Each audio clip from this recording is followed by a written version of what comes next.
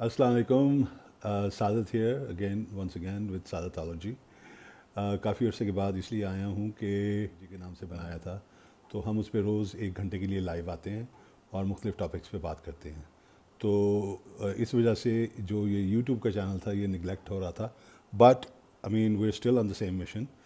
लेकिन अब ये भी सोचा है कि सादतोलॉजी में भी हम 5-7 मिनट की कोई ना कोई वीडियो बनाएंगे और यहाँ इस पे रखेंगे आप लोगों के लिए, ताकि you can watch them any time you want.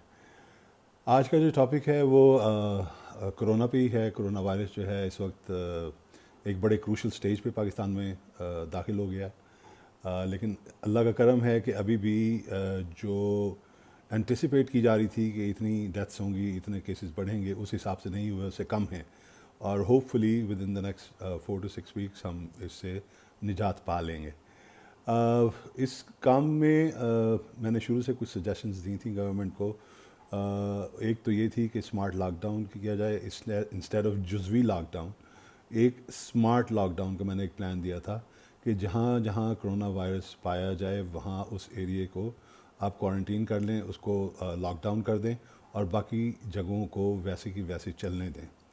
उसका नतीजा ये होना था कि आपका ना ही इतना मुआशी नुकसान होता, ना ही इतना ज़्यादा गवर्नमेंट को ये देने पड़ते एड रिलीफ पैकेजेस और ये स्टफ़, और जो अभी तक उस पर काम चल रहा है, हो रहा है। राशनिंग अभी तक नहीं हो सकी, लेकिन बहरहाल जो कुछ भी हुआ बेहतर हुआ। अभी भी लोगों को पैसे मिलना शुरू हो गए हुए हैं।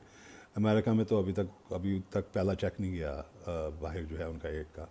लेकिन इसमें अब गवर्नमेंट कुछ और भी कर रही है और वो बहुत अच्छा कर रही है।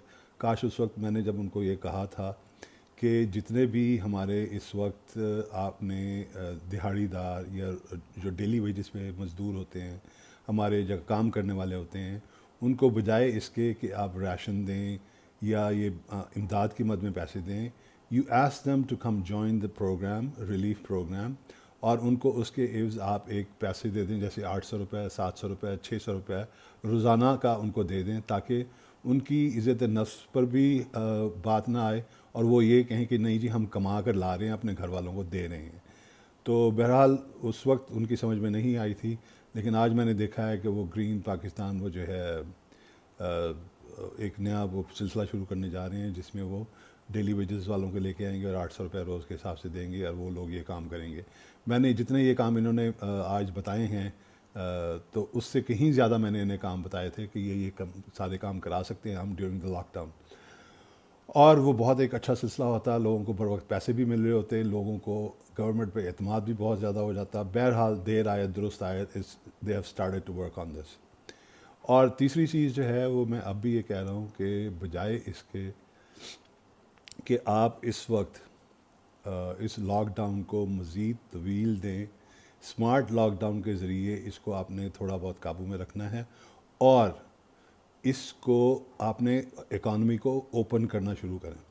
ओपन किस तरह करना शुरू करें? एक तजवीज़ ये मेरे जहन में आई थी कि अगर आप हर मार्केट की हर तीसरी दुकान, सोशल डिस्टेंसिंग की वजह से हर तीसरी दुकान 2 दिन के लिए खोलें, तो ये हफ्ते में पूरी मार्केट जो है 2-2 दिन के लिए खुलना शुरू हो जाएगी।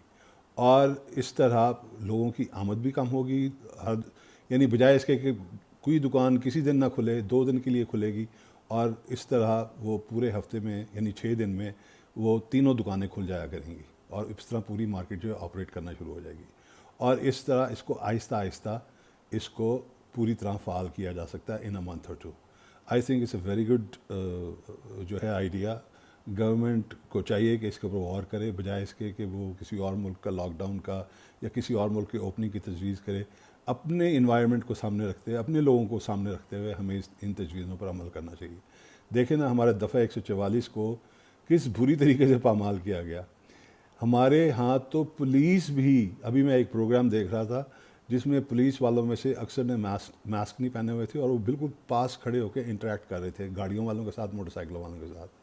इस तरह हमारे एंकर्स भी ऐसे कर रहे होते हैं। वो कंधों पे हाथ रखे होते, उसने, मैं नियो टीवी पे मैं देख रहा था, कंधे पे हाथ रख के पूछा कि हाँ जी आज आपने टमाटर कितने का ख़रीदा। आई मीन ये किस किस्म का मैसेज जाता है हमारी कौम को कि कौन सी सोशल डिस्टेंसिंग है, कौन कहाँ दूर रहें और महफूज रहें। ये सब कुछ हमारी कौम के मिजाज के मुताबिक नहीं है। تو میں نے ایک سب سے پہلے آئیڈیا دیا تھا کہ make sure everybody wears a mask. ہر کوئی ماسک پہنے جب بھی گھر سے باہر نکلے, اور اگر اس نے ماسک نہیں پہنا ہوا اس کو 1000 روپیہ اسی وقت موقع پہ فائن کریں اس کو.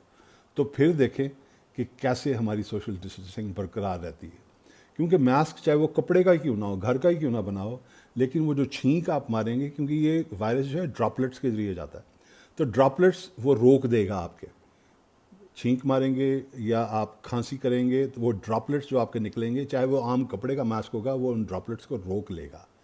اور وہ بڑا افیکٹو ہوا ہے. میں نے مثال دی تھی کہ چیک ریپبلک کی اور کوریا کی, نارتھ کوریا کی, اس میں آپ دیکھیں, ساؤتھ کوریا کی, اس میں آپ دیکھیں کہ انہوں نے کس طرح اس کو قابو کیا ہے اس کو.